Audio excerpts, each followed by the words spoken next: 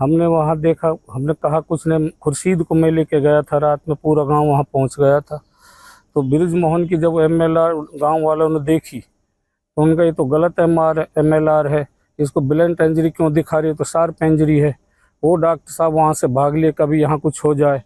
इसके बाद डॉक्टर बृजमोहन ने ये सोचा, उन लड़की वालों ने बोर्ड बिठा लिया, कोर्ट से आदेश लेकर बोर्ड बिठाया।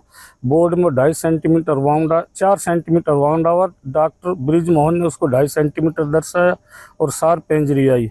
डॉक्टर बृजमोहन उसी दिन से रंजिश रख रहा है कि भाई जो कुछ करवाए खुर्शीद ने करवाया है। लड़की वालों ने आगे तक भी कंप्लेंट की, जो कुछ हुआ है ये खुर्शीद की वजह से हुआ है, इसलिए वो रंजिश रखता था। एक मंजू नाम की नर्स थी, वो हमारे घर में 3 साल रही है, वहाँ जॉब भी करती थी 20 में। और मेरे भाई ने एक हॉस्पिटल भी खोला हुआ था जच्चा बच्चा केंद्र के, गुड़िया जच्चा बच्चा केंद्र के नाम से। तो इन लोगों ने उसको किसी तरह बहका कर उसको वहाँ वापस बुला लिया पुणाने। 3 महीने बाद इन्होंने पुणान थाने में कंप्लेंट दिलवाई और खुर्शीद मुझे जो है बुरी नज़र से देखता है और ज़बरदस्ती मुझे अपने हॉस्पिटल में नौकरी करवाना चाहता है, जबकि इससे कोई हमारा लेना देना नहीं था। हमने उस हॉस्पिटल को दूसरे को रेंट पे दे दिया। फिर भी ये मैडम हमारे घर पे आती जाती रही और इन्होंने फिर पुणाने थाने में जो कंप्लेंट दी, जब SHO साहब ने इससे कहा कि भाई इस तरह की क्यों, क्या मामला है, क्या मेरे से गलती हो गई, वहाँ फैसला भी हुआ। फैसला होने के बाद दूसरे दिन डॉक्टर बृजमोहन, एक योगेश असिस्टेंट क्लर्क, एक मंजू, ये इनको लेके महिला थाना आए। महिला थाने में 354 506 सेक्शन के मुकदमा दर्ज कराया। हम यहाँ इन्वेस्टिगेशन में पूरा सहयोग करते रहे प्रशासन को।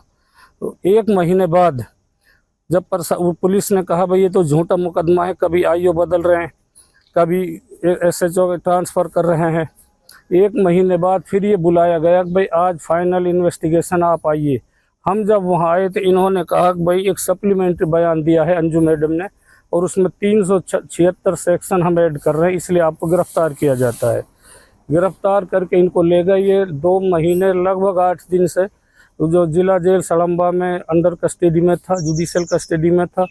कल हम 11 बजे इनसे मिल के गए, इनकी घरवाली और इनका दामाद मिल के गए। ये बिल्कुल ठीक पोजीशन में था। शाम को हमें इत्तला मिली कि उसकी बहुत जो है सीरियस हालत है। सीरियस जब हम वहाँ घर से आए थे, यहाँ हमने देखा एक डेड बॉडी यहाँ डेड पड़ा हुआ था, इस पर कपड़ा ढका हुआ था।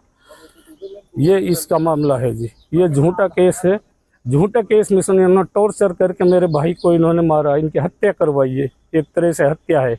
और पुलिस ने फंसाया है इसको? ऐसा कुछ नहीं है, ये एक तरह से हत्या की है। सब मिलके एक इमोशनल केस बनाया इसको, किसी भी तरह इसको टॉर्चर करना है।